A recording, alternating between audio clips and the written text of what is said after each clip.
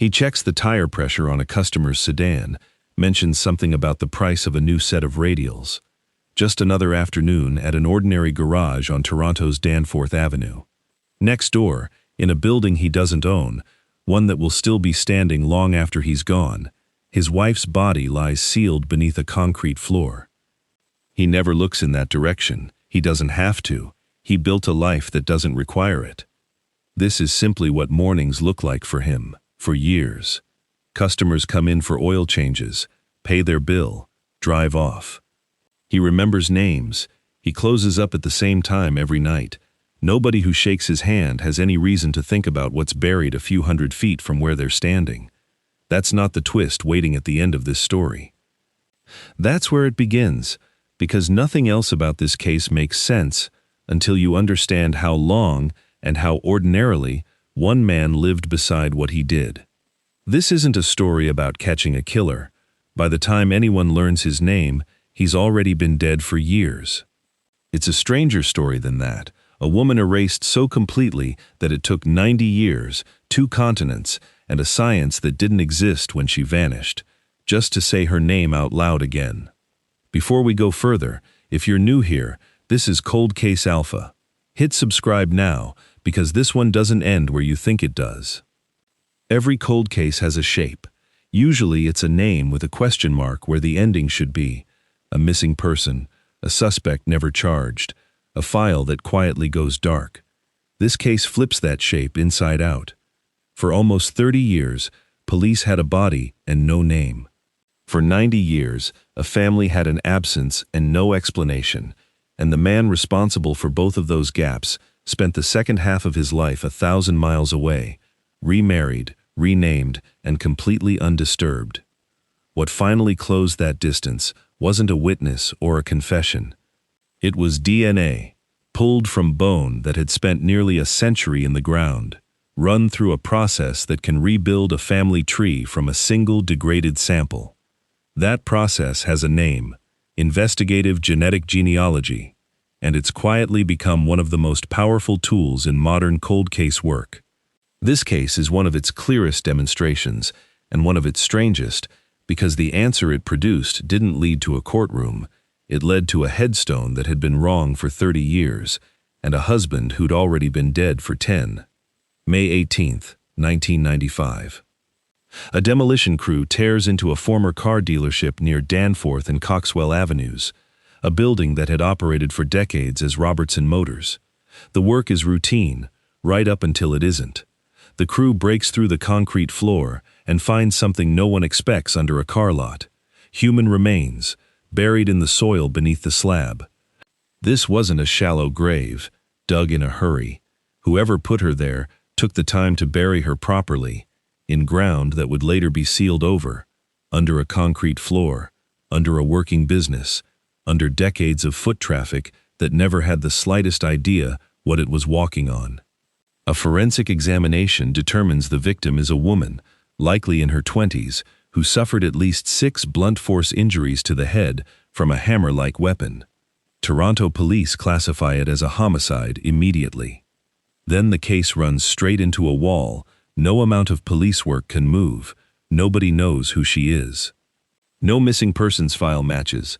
No ID recovered. For a body clearly placed with intention, there's almost nothing to work with. No name, no witnesses, no timeline beyond decades ago. Investigators pursue one early theory, that she might be a woman named Dorothy Cox, missing since the early 1940s.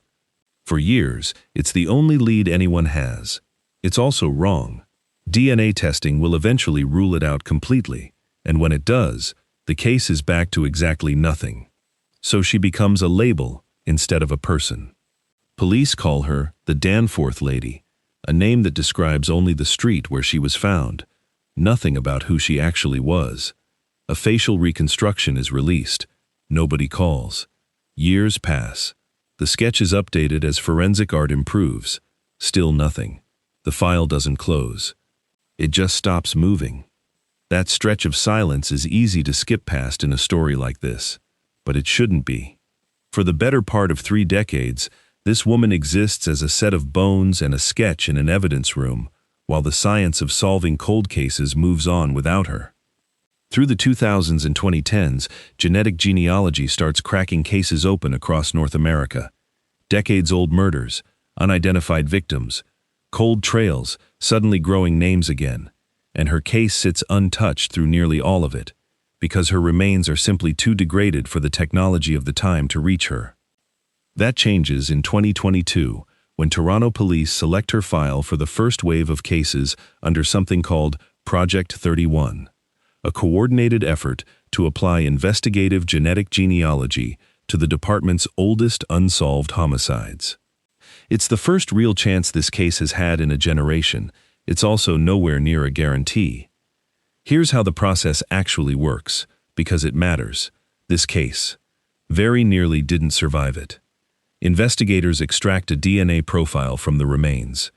That profile is compared against people who voluntarily submitted their own DNA to genealogy databases, not to find the victim directly, but to find her relatives. Distant cousins, usually, people with no idea they're connected to an unsolved homicide. From there, genealogists build outward, a family tree reconstructed backward from those matches, cross-checked against immigration records, census documents, birth and marriage certificates, until the branches narrow to one plausible identity. Only then do investigators track down living relatives to confirm it with a direct comparison. Laid out like that, it sounds almost mechanical. It isn't. Every step depends on having a usable DNA profile to begin with, and this case nearly failed at that first hurdle. The remains had spent the better part of a century first in the ground, then in storage. Investigators needed multiple failed laboratory attempts before finally getting a sample the technology could work with. That breakthrough doesn't come until November 2024, 2 years into Project 31, and almost 30 years after she was found. What the lab returns first isn't a name. It's a place, Scottish ancestry, tracing to the Aberdeen region. From that single thread, genealogists work forward through generations of records, immigration paperwork, family trees built out of public archives, until the branches converge on a family that crossed the Atlantic from Scotland in the early 1900s.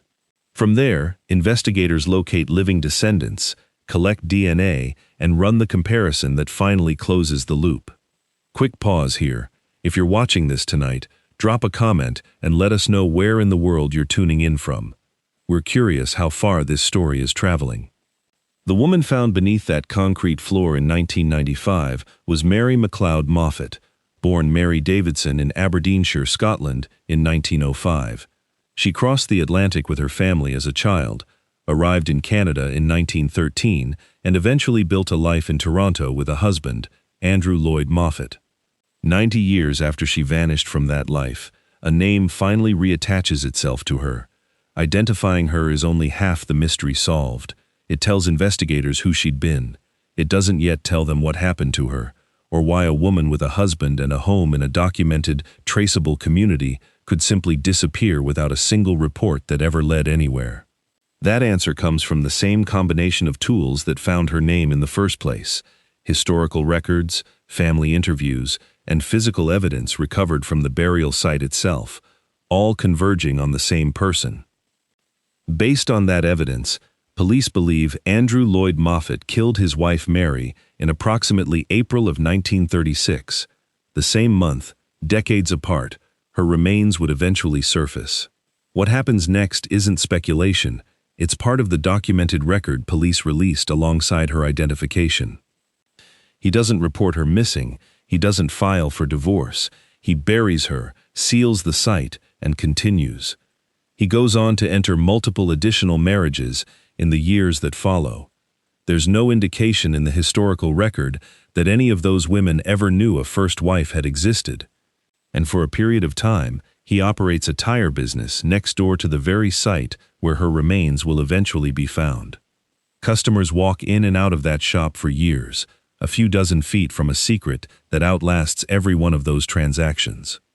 Most killers who bury a victim close to home eventually put distance between themselves and the scene. It's one of the more consistent patterns investigators watch for in cases like this. Moffat doesn't, not right away. He stays close enough to run a small business within sight of the ground he used as a grave. Eventually, he does leave, first for Vancouver, then across the border into the United States. And when he resurfaces in the historical record afterward, it's under a different name entirely: Drake Lloyd Cummings. Not a nickname, not a name used once and abandoned, a fully maintained second identity, solid enough to survive marriage licenses and immigration paperwork in 2 countries for the rest of his life. Andrew Moffat, Drake Lloyd Cummings, dies in 1985. That's 10 years before Mary's remains are even discovered, which means the man responsible for her death is never questioned about it, never charged, never connected, while he's alive, to a body that hasn't even surfaced yet. He never sits across a table from a detective. He never has to explain 6 blows to his wife's skull, or a floor he watched get poured over her.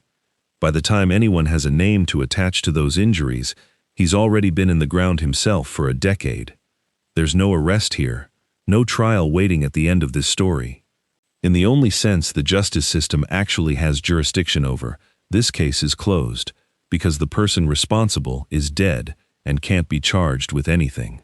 But closed isn't the same thing as answered, and it's worth being precise about exactly where the confirmed facts stop.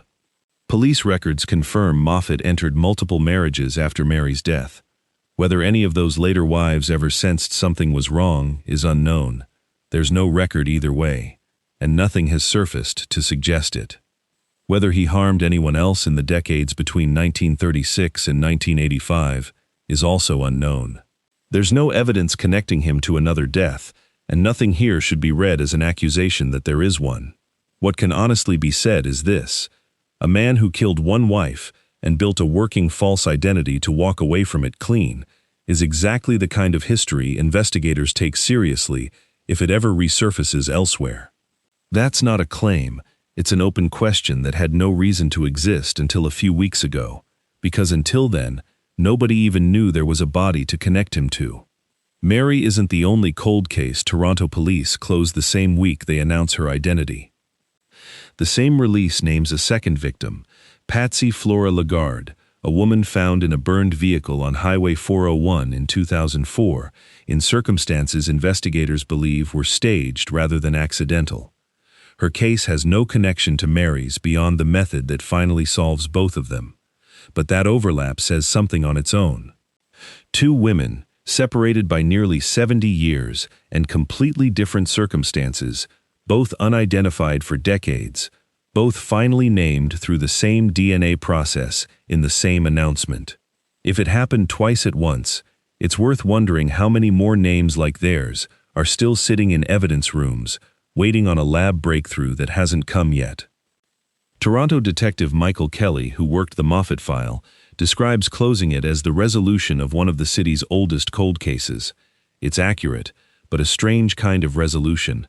There's no manhunt to close out, no arrest to announce, no public fear this release is meant to put to rest. What actually happened is a city discovering it had walked past a murder for 60 years without knowing it was there, while the man responsible built 2 more lives directly on top of the one he ended. He was right about one thing for a very long time: nobody looked under the floor. He was wrong about everything else, because the disappearance he engineered was never actually permanent. It just outlasted him by several decades. For 90 years, Mary's vanishing has no explanation anywhere, no honest death certificate, no grave marked with her real name. Somewhere, a family likely carries a half-remembered story across generations, a relative who went to Canada and we lost touch, repeated at kitchen tables by people who never knew that losing touch wasn't distance. It was a husband, a hammer, and a floor poured over the evidence. 90 years is long enough for a building to rise, run as a business for decades, and be torn down again. Long enough for a man to construct an entire second identity and die of old age with nobody the wiser.